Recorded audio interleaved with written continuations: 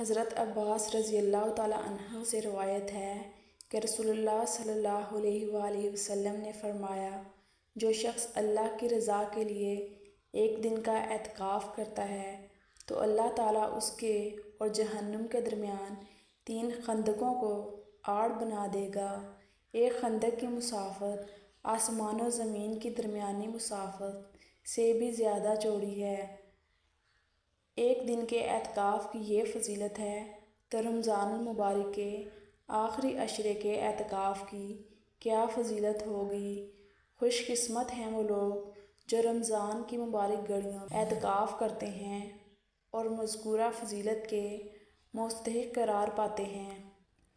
ابن عباس سے مروی ہے کہ نبی کریم صلی اللہ علیہ وآلہ وسلم کا ارشاد گرامی ہے، اعتکاف کرنے والا گناہوں سے محفوظ رہتا ہے اور اس کے لیے نیکیاں اتنی ہی لکھی جاتی ہیں جتنی کہ کرنے والے کے لیے۔ محترم ناظرین، رمضان المبارک کے آخری عشرے کے اعتکاف کا بہت زیادہ ثواب ہے اور اس کی فضیلت اس سے زیادہ کیا ہوگی کہ نبی کریم صلی اللہ علیہ وآلہ وسلم ہمیشہ اس کا اہتمام فرماتے تھے۔ ایک روایت میں ہے کہ جو شخص خلوص کے ساتھ رمضان کے آخری عشرے کا اعتکاف کرتا ہے، اس کے پچھلے تمام گناہ معاف کر دیے جاتے ہیں اور 2 حج اور 2 عمرے کا ثواب ملتا ہے۔ نیز 40 دن تک سرحد اسلام کے محافظ کا درجہ حاصل ہوتا ہے، اور جو 40 دن تک سرحد اسلام کی حفاظت کرتا ہے، اللہ تعالیٰ اس کو گناہوں سے اس طرح پاک اور صاف کر دیتا ہے جیسا کہ نومولود بچے کا حال ہوتا ہے۔ حضرت عبداللہ بن عباس سے روایت ہے کہ رسول اللہ صلی اللہ علیہ وآلہ وسلم نے اعتکاف کرنے والے کے حق میں یہ فرمایا کہ وہ گناہوں سے بچا رہتا ہے اور نیکیاں اس کے لیے جاری کی جاتی ہیں، ایسی نیکیاں جیسا کہ عام طور پر نیکیاں کرنے والے ہر قسم کی نیکیاں کرتے ہیں۔ اعتکاف کا لفظی مطلب ہے روکنا اور منع کرنا۔ چونکہ انسان اعتکاف میں اپنے آپ کو چند مخصوص باتوں سے روکتا ہے، اس لیے اسے اعتکاف کہتے ہیں۔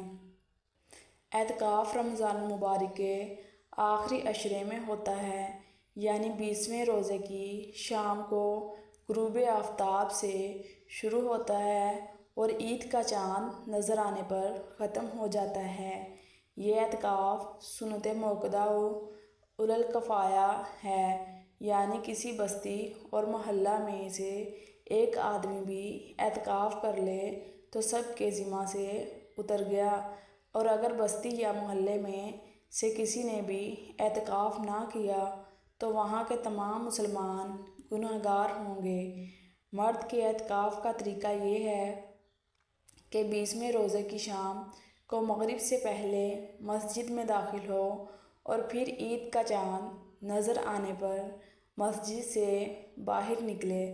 اس دوران کھانا پینا، سونا، جاگنا، پڑھنا لکھنا سب کچھ مسجد کے اندر رہ کر کرے گا۔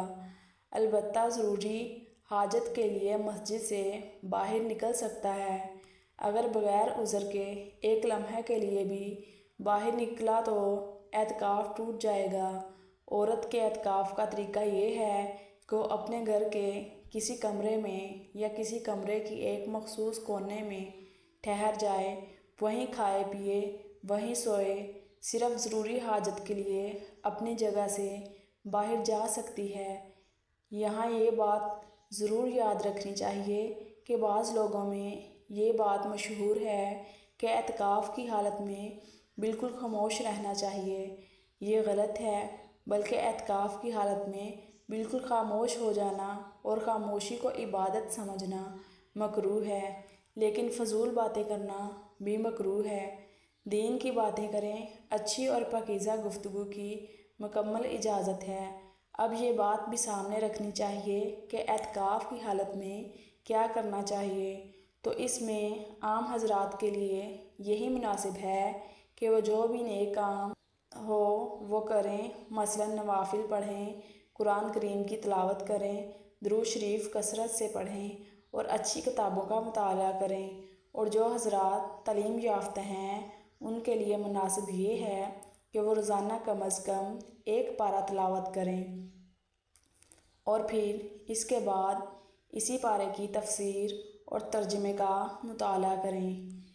صرف اسی طرح نہیں، دن میں پورے قرآن کریم کی اجمالی مطالعہ کی سعادت حاصل ہو جائے گی۔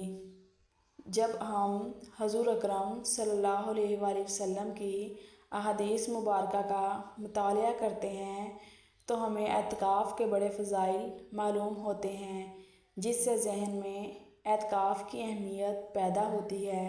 چنانچہ حضرت عائشہ صدیقہ سے روایت ہے کہ رسول اللہ صلی اللہ علیہ وآلہ وسلم رمضان کے آخری عشرے میں اعتکاف فرمایا کرتے تھے، یہاں تک کہ آپ کو اللہ تعالیٰ نے اپنے پاس بلا لیا۔ آپ کے وصال کے بعد ازواج مطہرات امہات المومنین اعتکاف فرماتی رہیں۔